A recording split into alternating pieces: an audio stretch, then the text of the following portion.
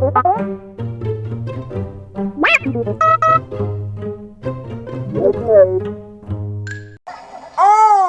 no! No! Oh no! This guy's got the dark saber?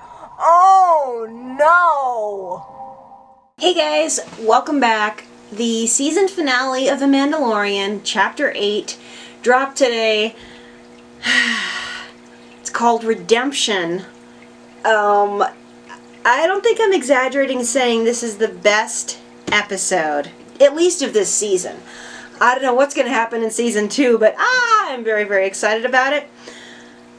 Oh my goodness. It was longer than usual, but I absolutely loved that. It was great. It had everything. It had humor, it had great action, it had nail-biting moments, it had one of the greatest elements of Star Wars, which is self-sacrifice, and it's so good. I absolutely loved it. We finally got to see the Mando without his helmet.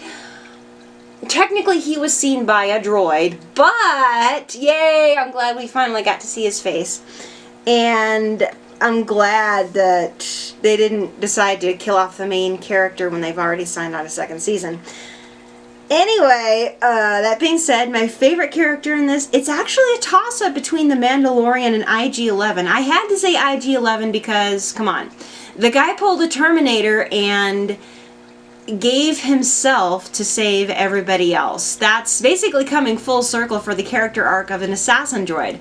Granted, he was reprogrammed, so I guess you could say the real hero of this series has been Queel, even though he's gone.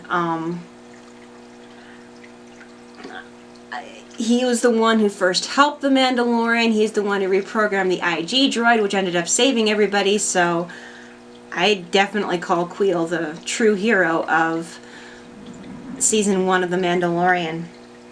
But yeah, Mandalorian and IG-11 were both really good characters. We finally got to find out the rest of his backstory. Oh, it was really good. My favorite parts in this one were when the biker scouts were arguing, although when they kept whapping the little the child over the head, I wanted to strangle them. Like, you jerks, you are hitting a baby. Oh, you cold-hearted blankety blanks. That made me so mad. It was so nice to see them get their comeuppance. When they were saved by IG-11, that was a great moment, kind of a Terminator-esque thing.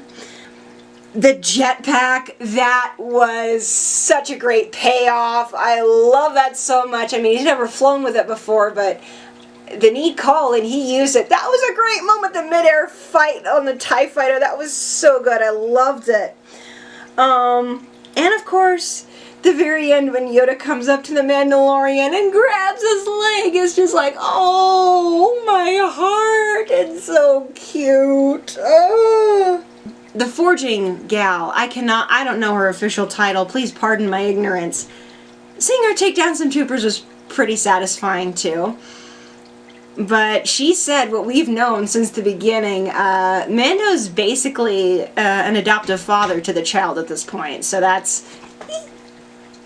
just makes me happy hearing it officially.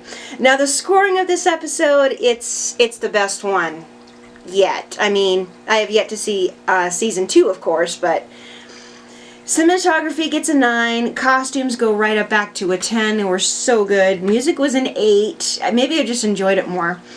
Characters were a 9, of course. Script, it was the best one so far, it was a 9.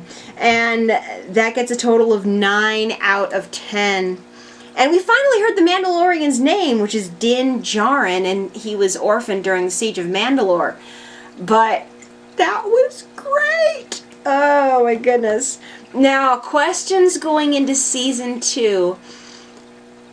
The only one that I've got is, since he heard about the Jedi, and he's never seen a Jedi or heard of a Jedi, are he and Luke going to cross paths? I'm gonna make the pitch right now, Disney. Sebastian Stan making a cameo as a young Luke Skywalker with Mark Hamill doing a voiceover. Make it happen. That's great. I have to say, though, the biggest oh darn moment in the whole episode was when we find out Moff Gideon survived the crash. Well, since we didn't see the big explosion, it was sort of left ambiguous till the last minute. And we find out that clown's got the Darksaber. Oh, no. Dang it. Sabine should have held on to that thing. So, as for the entire series, it definitely qualifies as good Star Wars. Some episodes I like more than others, but this one was definitely the best. It was a lot of fun, and even though we lost a really good character along the way, specifically Queel, oh, that hurt more than I thought it was going to.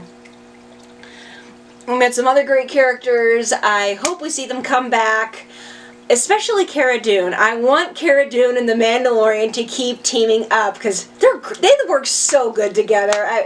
Okay, I'll admit it. I want to see them in some sort of a relationship. Even if it ends up being just ambiguous, have them at least, I don't know, try something.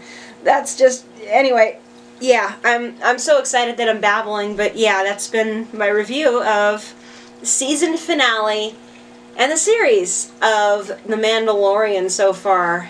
It's great. I literally cannot wait to see what they do in Season 2, especially if we finally get to see Moff Gideon bite the dust, if we see him meet up with any Jedi in training, how the Mandalorian manages basically fatherhood to this little guy, and whether or not the little guy's ever going to get an official name. I really, really hope he does. Anyway, that's all for today. Thank you guys so much for watching. If you want to keep up with the Clumsy Jedi, go ahead and click that little subscription button down below. If you want to see my full reaction to this episode, you're going to have to be a member of my Patreon. It's not up just yet, but I will be editing it and uploading it shortly. So, I'll see everybody, my goodness, tomorrow. That's right, tomorrow I finally get to see the Rise of Skywalker, and I can't wait. And until then, God bless, and may the Force be with you. Bye.